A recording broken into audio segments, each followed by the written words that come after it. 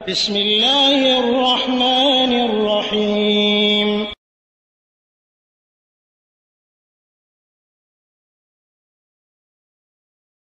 ওয়ালাইকুম আসসালাম ওয়া রাহমাতুল্লাহি ওয়া বারাকাতুহু। কাতার প্রবাসী সম্ভবত ইব্রাহিম ভাই জানতে চেয়েছেন যে প্রবাসে কোনো ড্রাইভার যদি ম্যাডামের সঙ্গে কথা বলে, দেখা সাক্ষাৎ হয়, তাহলে কি এটা গুনাহের কাজ? আলহামদুলিল্লাহ ওয়াসসালাতু ওয়াসসালামু আলা রাসূলিল্লাহ, আম্মা বাদ।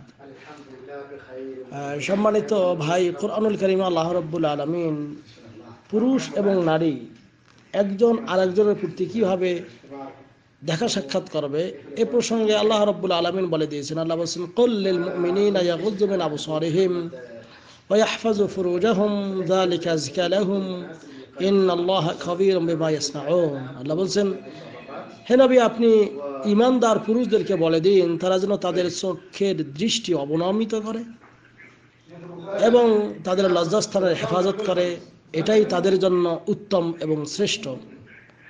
আল্লাহ রাব্বুল আলামিন তোমরা যা কিছুই করো সেগুলো ভালো করেই জানেন। অনুরূপভাবে মুমিন নারীদেরকে বলা হয়েছে, ওয়াকুল লিল মুমিনাত ইয়াগযুযনা মিন আবসারিহিন্না ওয়া ইয়াহফাযনা ফুরুজাহুন্না। মুমিনা নারীদেরকেও বলে দিন তারা যেন তাদের চোখের দৃষ্টি অবনমিত করে এবং তাদের লজ্জাস্থানের হেফাজত করে। তো এইখানে নারী এবং পুরুষ উভয়কেই তাদের চোখের দৃষ্টি অবনমিত করা হলো, অর্থাৎ পরনারী থেকে মানুষেরা তাদের চোখের দৃষ্টি নিম্নগামী করবে, অনুরূপভাবে অন্য নারীরাও পর পুরুষ থেকে চোখের দৃষ্টি নিম্নগামী করবে। কিন্তু কেউ যদি হঠাৎ কারো প্রতি এরকম দৃষ্টি পড়ে যায়, তখন তাড়াতাড়ি দৃষ্টিটা ফিরিয়ে নিতে হবে। কারণ নজরুল ফজআ যেটা বলা হয়, মানে হঠাৎ দৃষ্টি, চোখের চাহনি কারোর মধ্যে পড়ে গেল, তাহলে নবী করিম সাল্লাল্লাহু আলাইহি ওয়াসাল্লামের যে বাণী ছিল যে ইসরিফ বাসারাক, তোমার চোখের দৃষ্টি ফিরিয়ে নাও। আপনার চোখের দৃষ্টি যদি আপনি কাজ করতে যে ম্যাডামের সঙ্গে হঠাৎ দেখা হয়ে গেল, চোখের দৃষ্টিটা নিম্নগামী করেন।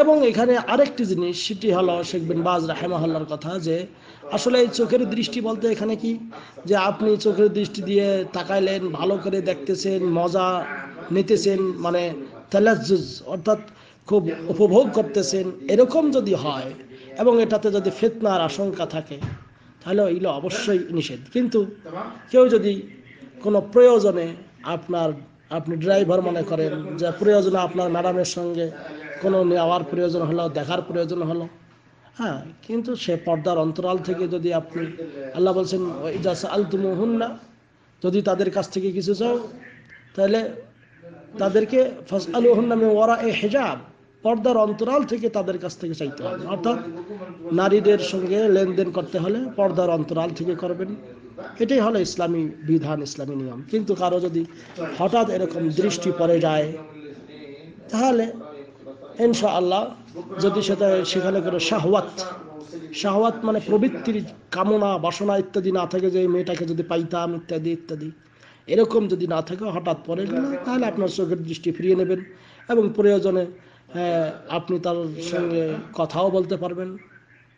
তবে একটি জিনিস খেয়াল রাখা দরকার, সেটা হলো খালোয়া যাতে না হয়। খালোয়া মানে নিরঞ্জন, শুধু ম্যাডামের সঙ্গে একাই আপনি একটা ঘরে নিরঞ্জনে থাকলেন, এরকম যাতে না হয়। কারণ এর মাধ্যমে শয়তান ওয়াসারিসুহুমা শয়তান, তৃতীয় আরেকজন থাকে, সে হলো শয়তান, এবং এই শয়তান উভয়ের মধ্যে বিভিন্ন প্রকার অপকর্মের সৃষ্টি করে দিতে পারে, উদ্রেক হতে পারে, তাতে কোনো সন্দেহ নেই। এই জন্য করে এইগুলি থেকে আপনার আমার বিরত থাকতে হবে। এবং বিশেষ করে আপনার আরেকটি জিনিস খেয়াল রাখা দরকার, সেটি হলো যে আপনি যেখানেই কাজ করেন না কেন, আপনার সর্বসময় ভয় করতে হবে আল্লাহ রাব্বুল আলামিনকে, যে আল্লাহ রাব্বুল আলামিন আমাকে দেখছেন, আল্লাহ রাব্বুল আলামিন আমাকে সব কিছু জানেন, কাজেই আমি আল্লাহকে ভয় করব। আরেকটি জিনিস সেটি হলো যে মহিলাদের সঙ্গে কখনো হাত মুসাফা ইত্যাদি এইগুলি করবেন না। কারণ আল্লাহ নবী সাল্লাল্লাহু আলাইহি ওয়াসাল্লাম তিনি কঠোরভাবে নিষেধ করেছেন যে কোনো পরনারীর সঙ্গে কেউ যদি হাত মিলায়, এমনকি যে তার মাথার মধ্যে একটা সুই দিয়ে আঘাত করলে যত সে ব্যথা পায়, তার চেয়ে কঠিন ব্যথা একজন পরনারীর সঙ্গে হাত মিলানো। এগুলো থেকে দূরে থাকবেন।